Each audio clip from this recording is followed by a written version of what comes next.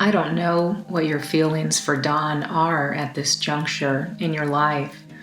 If I had thought you would take him back into your heart and be able to free him from this evil that controls him, I would remove myself from him forever. He is a good man, and I believe, with the exception of his straying, would be a perfect husband. You undoubtedly know this better than I do.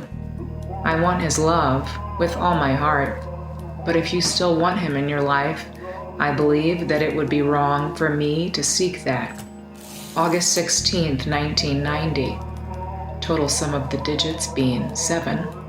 This was my third night alone since leaving my lover, partner, and companion of 10 years, Don Lewis. Our breakup had been the result of an ongoing affair of 4 years that he had with a woman by the name of Pamela Enriquez.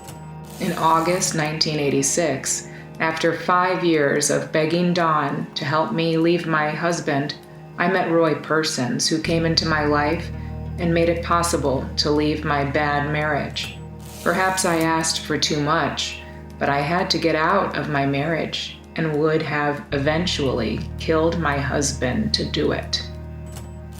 The night I had met Don, he had just had his last fight with Gladys, his wife, and I had just had a tremendous blow-up with my ex-husband. Don had all of his clothes, guns, and money packed in the trunk of his navy blue Lincoln. He told me he wanted to take me to New Orleans, divorce his wife, and never look back. I had a daughter and would not go.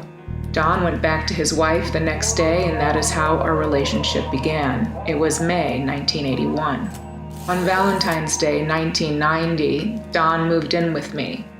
His wife had filed for divorce, and he said that he would give up Pam and dissolve their business if I would try to make a go of it.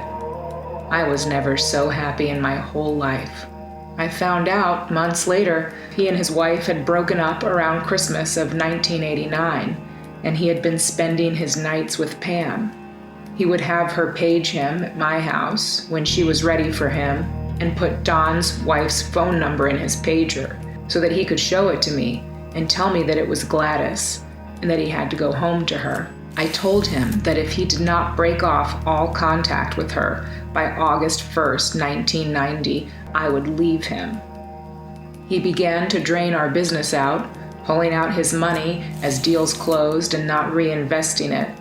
He continued to invest with her and to give her part of the commissions I had been promised on our deals when he could find no excuse to do so.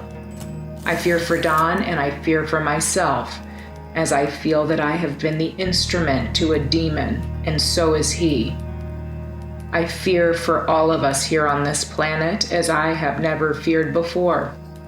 I have heard of demons as they were spoken of in the Bible, until having looked Satan straight in the eye and feeling helpless to his persuasions, I could never have felt this present darkness which overshadows us. Don would never consort with witches if he knew up front what they were from the start, but Don's security is money, and this demon has used his own insecurities to draw him to trust and believe this woman who makes money for him.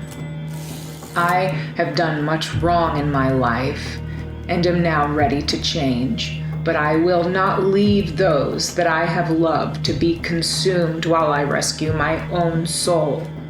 I know that to sleep with a man to whom I am not married is wrong, but I know that Don is a very insecure person and often feels that he is not good enough.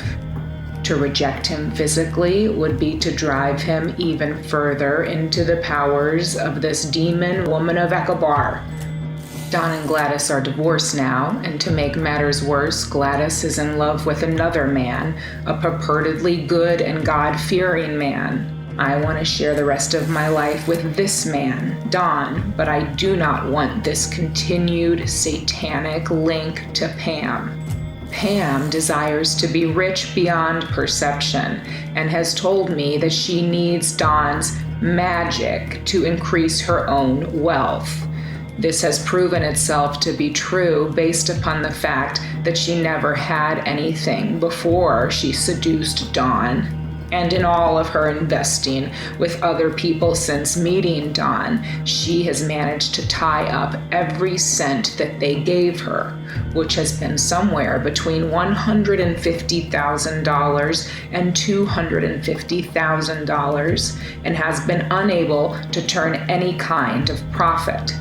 If her ability to make money for Don was based upon her own talents, then there is no reason why she has not been successful with other people, unless her words were true, that she has had to be able to tie into Don's magic.